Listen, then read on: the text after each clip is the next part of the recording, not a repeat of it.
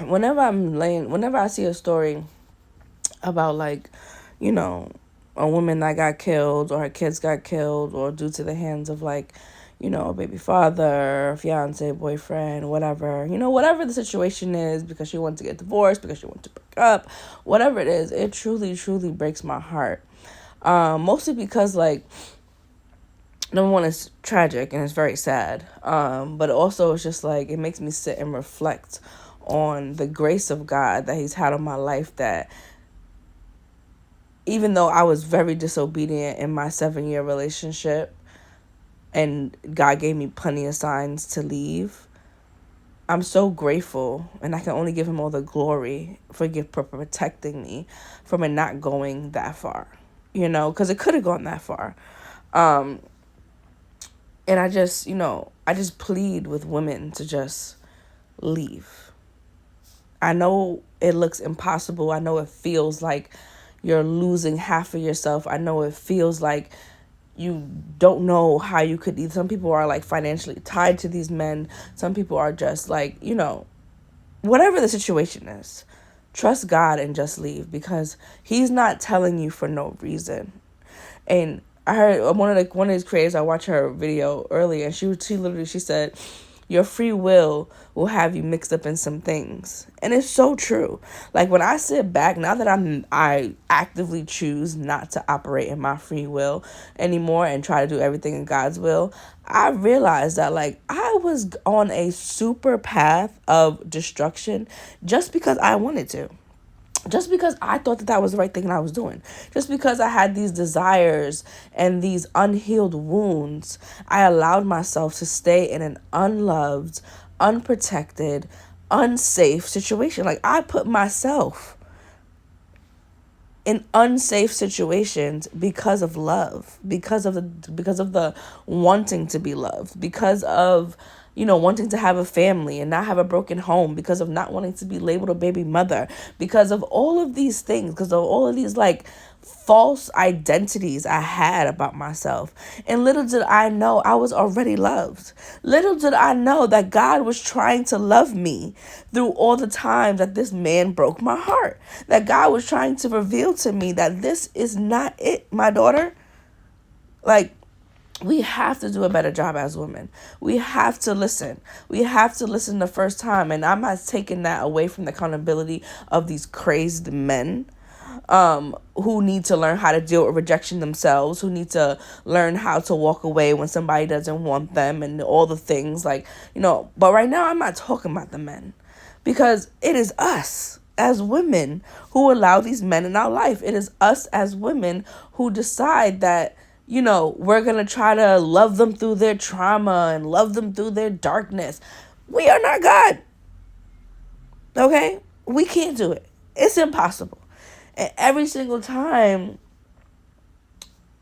something like this happens, it just reminds me of just like how out of touch God's daughters are with him. Because if we truly knew our value, if we truly knew how precious, how honored, how loved we are by God, there is no way that we will allow ourselves to stay in these situations and allow ourselves to be mistresses and allow ourselves to be, oh, I'm the main chick and he got a side chick, but he come home to me every night, and allow ourselves to have children over and over again with the same man who has proven himself unworthy with the first baby, and then still have a second, third, fourth, fifth baby. Or maybe you learned your lesson with the first man, but then you allowed the same type of demon to come into your life, and now you produced another baby with another man. Like, we have to do better. Like, as women, everything can't be the man's fault. We play a role in the destruction that we allow in our lives. We play a role in the darkness that is in our lives. And that's what God is for. That's what Jesus is for. That's what the love of God is for. Because when he died on the cross for us, he gave us the power and authority to overcome ourselves. Walking with Christ and following God is not about the material things of this world. It's about dying to your flesh. It's about dying to your want of a physical man right next to you just because it feels good. Just because your daddy wasn't there for you. You can't make that man be your daddy. God is your daddy. He's the one that's supposed to comfort you. He's the one that's close to the brokenhearted. He's the one that binds up your wounds. He's the one that says you're the apple of his eye. He's the one that comforts you and makes a way for you out of no way. So if you are in a situation where you know that God is like, this is not for you, you gotta boss up and just leave. Even if it means no plan, even if it means you have no idea what's gonna happen next. And trust me, I know. When I was leaving my girl's father, it was the hardest thing for me to do was to, because it's so funny because he did all the abandoning and neglecting and hurting and cheating. And when I was leaving him, I felt like I was doing a disservice to him. I was worried about how he would feel like I was abandoning him, how he wouldn't have nobody in his corner. Mind you, this man was not worried about my goddamn corner with these 2 kids. Like, come on, like, we really be like Delulu as women. Like, as Tiffany Montgomery would say, we be dickmatized, okay? And that's all it is, okay? Because ain't no way that he's doing all of this chaos in my life and I'm worried about his feelings. And wholeheartedly worried about his feelings. Like, willing to stay just to say that, oh, I'm there for him. That is crack cocaine, actually. That is insanity that we are on, because that's craziness. We have to love ourselves more. We have to put ourselves first. And most importantly, we have to put God back into the center of our lives. Like, God has to be it. Like, there is no other way. There's no other way. And nobody wants to hear that. And nobody wants to surrender and be fully submitted. But that is the answer. That is the answer. Anybody who comes to me for advice, don't come for me advice, because I'm going to tell you that that's the answer. Jesus is the way, the truth, and the life. And there is nothing. John 4 talks about the woman at the well and how, Jesus says, if you drink from this water from the well, you'll be thirsty. But if you drink from the water that I have for you, you'll never be thirsty again. And that is so true. Like, ever since I've gotten a taste of, excuse me, sorry, this heartburn, I'm 39 weeks pregnant, excuse me. I got a taste of the love of God has for me. I got a taste of how God sees me.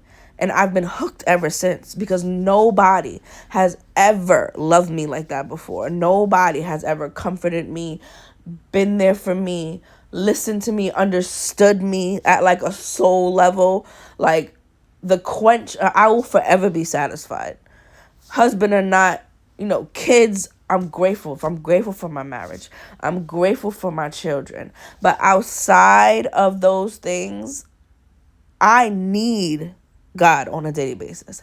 I need him. Like, there's a hunger for his love. There's a hunger for his presence, because I know where I was.